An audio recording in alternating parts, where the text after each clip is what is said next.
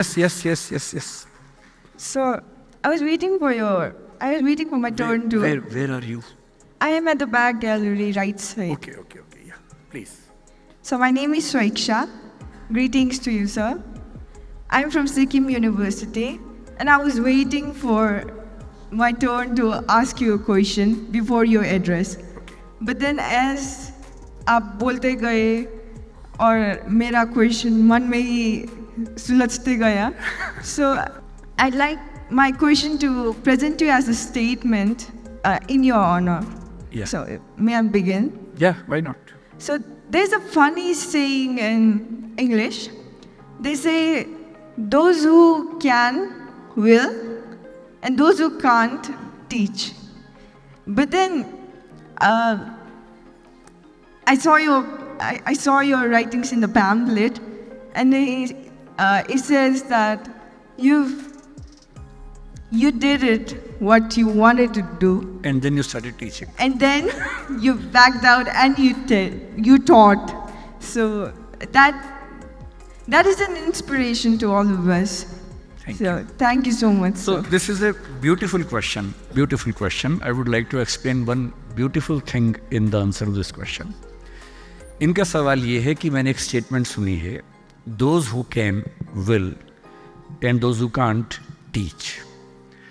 यानी जिनमें दम होता है कुछ कर लेते हैं, जो कुछ नहीं कर पाते वो टीचिंग करने लग जाते हैं.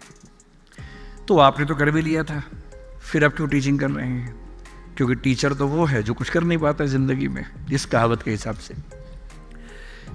इसके एग्जाम्पल सीएम साहब हैं, वो टीचर से बन गए सीएम और हम टीचर बन गए बाद में, तो अजीब सा लगता है. तो आपकी कहावत से उनकी बात तो सही अप्लाई हो रही है, मुझ पर अप्लाई नहीं हो पा रही. मैं आपको समझाता हूँ. देखो, जब हम लैंग्वेज पढ़ते हैं तो लैंग्वेज में एक वर्ड का एक मतलब नहीं होता है, एक वर्ड के बहुत मतलब होते हैं. कभी कभी डिनोटेशन सेम होती है, कनोटेशन डिफरेंट होती है. इसका मतलब ये हुआ, फॉर एग्जाम्पल, जैसे आप पूजा पाठ करते हैं, प्रेयर करते हैं, तो मैं हिंदी का एग्जाम्पल दे रहा हूँ, I hope you will understand. पूजा पाठ में हम कभी कभी चावल का इस्तेमाल करते हैं, पर हम पूजा पाठ करते हुए चावल को चावल नहीं बोलते, अक्षत बोलते हैं. हम पानी को पानी नहीं बोलते, जल बोलते हैं पूजा पाठ करते हुए. आपने शायद ध्यान से देखा होगा कि जब पूजा पाठ हो रहे तो बोलते जल चढ़ा दो, अक्षत चढ़ा दो, ना कि पानी चढ़ा दो. फिर कभी हवन करेंगे जिसमें धूप अगरबत्ती जलानी, आप बोलेंगे अग्नि जला दो, ना कि आग लगा दो. तो अग्नि और आग एक ही बात है, पर पूजा पाठ करते हुए अग्नि जलाते हैं और बातों से क्या लगाते हैं? आग लगाते हैं. किसी घर में क्या लगाते हैं? आग लगाते हैं, और पूजा पाठ में अग्नि जलाते हैं. अगर आप इस स्टेटमेंट को इस कॉन्टेक्स्ट में समझेंगे तो बात समझ में आएगी. जब ये स्टेटमेंट कह रही है कि दोज हु कैन विल, इसका मतलब है कि जिनमें कुछ करने की हिम्मत होती है, दम होता है, वो कर लेते हैं. जो नहीं कर पाते दूसरों को टीच करते हैं. पर यहाँ टीचिंग का मतलब टीचिंग करियर से नहीं है. यहाँ टीचिंग का मतलब बिना बात का ज्ञान देने से है. जो आपके पेरेंट्स आपको दे रहे हैं आजकल और आपको अच्छा नहीं लग रहा है. आपके पेरेंट्स कह रहे बेटा फ़ोन मत यूज़ करो, आप कहते हैं आप खुद तो करते हो, हमें क्यों ज्ञान दे रहे हो? आपके पेरेंट्स टीचर नहीं है बाई प्रोफेशन, पर वो भी आपको टीच कर रहे हैं. गली मोहल्ले में हर व्यक्ति आपको टीच कर रहा है. जो जानता भी नहीं वो भी टीच कर रहा है. एक जोक मुझे याद आ गया कि एक 22-25 साल का बच्चा सिगरेट की शॉप पे जाके बोला एक सिगरेट देना भैया.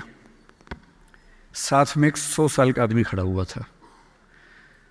उसने कहा कि बेटा सिगरेट पीना अच्छी बात नहीं है, फेफड़े जल जाते हैं, और बेटा गलत बात है, सिगरेट मत पिया करो, ज़िंदगी खराब हो जाएगी, ऐसा मत किया करो.